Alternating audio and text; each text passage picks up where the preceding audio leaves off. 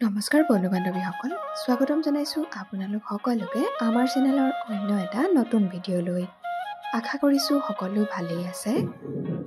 অসমৰ ছবি জগতৰ এগৰাকী জনপ্ৰিয় অভিনেত্ৰী হৈছে মুনমী ফুকন। আপোনালোকে বাৰু মুনমী ফুকনৰ অভিনয় চাই কেনে পায় কমেণ্ট বক্সত কমেণ্ট কৰি জনাবচোন। এটি সাক্ষাৎকাৰত জনপ্ৰিয় অভিনেত্ৰীগৰাকীয়ে নিজকে দন্দুৰী বুলি ক'লে।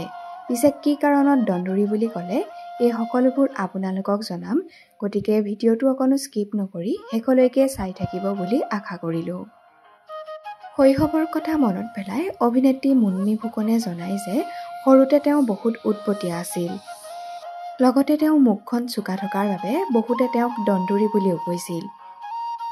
এই সম্পৰ্কত অভিনেত্ৰীগৰাকীয়ে কি ক'লে এবাৰ শুনোচোন আহক। আছিলো বা মই মাৰ লগত মুখে মুখে কাজিয়া লাগি কিমান পিটন খাইছো। পিটন খাইছো মানে এবাৰ এনেকুৱা পিটন খাইছো ওচৰৰ মানুহে ভাবিছে তুলি কোবাইছে বুলি।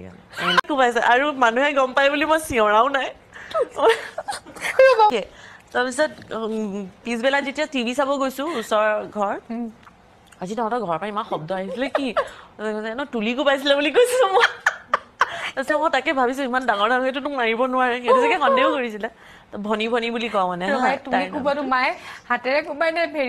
কাঠৰ স্কেল বা আৰু আটাইতকৈ পিটন মই কৈছো নহয়, ঘৰত যদি আটাইতকৈ বেছি পিটন খাইছে মই, আৰু এটাই ভুল মই মুখে মুখে লাগো মানে।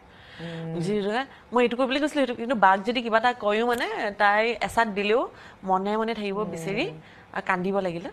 মায়ে সেইটোকে কয়, তাই কিন্তু এটা কথা যিমানে নকওঁ কিয় তাই কেতিয়াও উভতি নোযোজে। এইজনী কিবা এটা ক'লে কেতিয়াও মানে কেতিয়াবা কি হয় খেলি পেলাই আহো যে পিছদিনাখন